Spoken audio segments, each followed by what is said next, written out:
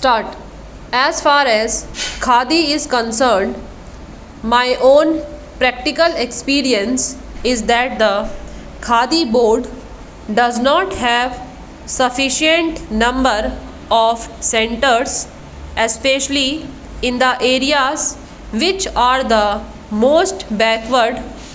For instance, in the Sundarbans area, which has only one crop a year and which is actually very poor and backward as far as industrialization goes, we find hardly any centers, either purchasing or training centers. The other thing we note is that the individual who is spinning at home does not know where to take the yarn because there is no publicity or propaganda to help the individual spinners to go and sell their yarn, with the result that although large amounts of subsidy are being given by government, it is not going to the help of the majority of those who are today wanting some form of cottage industry employment.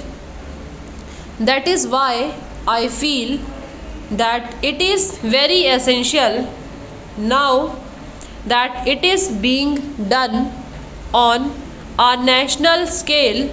The government purchasing and training centers should be opened in the areas which are most backward so that we may not notice this type of shortfall at a time when in every village to which you go, the women, especially the agricultural laboring women, crowd round you and ask you how you are going to give them some form of employment. The other thing I want to stress is the question of village industries. This is especially a thing in which a certain amount of research is also required. In these areas, I am afraid nothing has been done, although we approach the industries department again and again. Nobody in the village knows who is the competent authority to tell them how to approach government for help, for research, for the result of research, for production centers, for training or for marketing. If we go to the sub-divisional officer, he is not able to tell us the whole thing is in such a state of flux that actually the money which is being given is not being utilized by the people who are starving due to unemployment. Some of them have the technical skill also.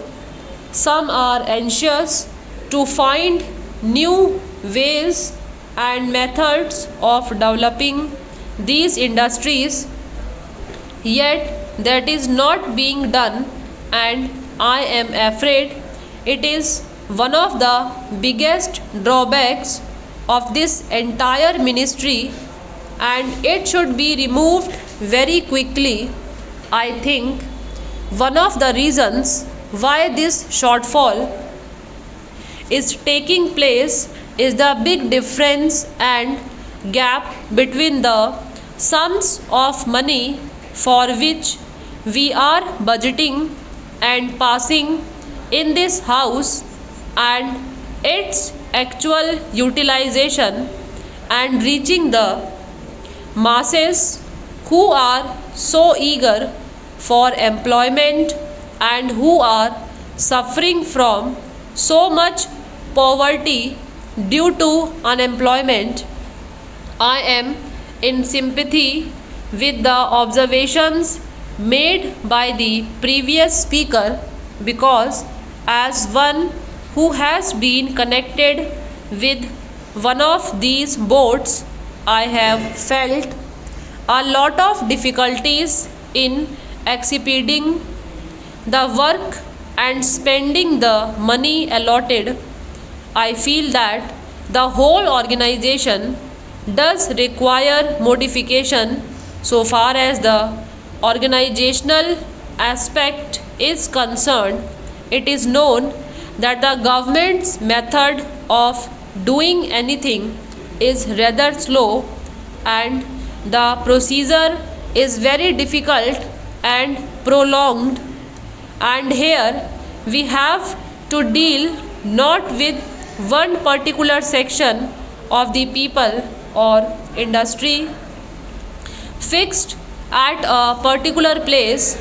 The whole activity is spread over the villages, long distances, and families whose condition the non-officials are in the best position to know and appreciate. Here, the secretary, the deputy secretary, or the under secretary is sitting in some office, or the deputy minister or minister is sitting somewhere surrounded by secretaries and deputy secretaries. He knows their point of view only. He is obsessed with certain formalities, etc. He is not obsessed with the condition of the poor people, and their difficulties are not realized so much as the difficulties of the secretariat. That is the real problem, and that has to be tackled. As a matter of fact, the question of having a statutory body has been hanging fire for a long time.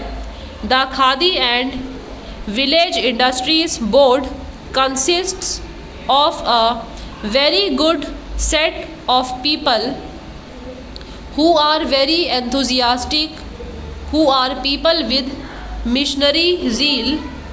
They have been doing this work all their life.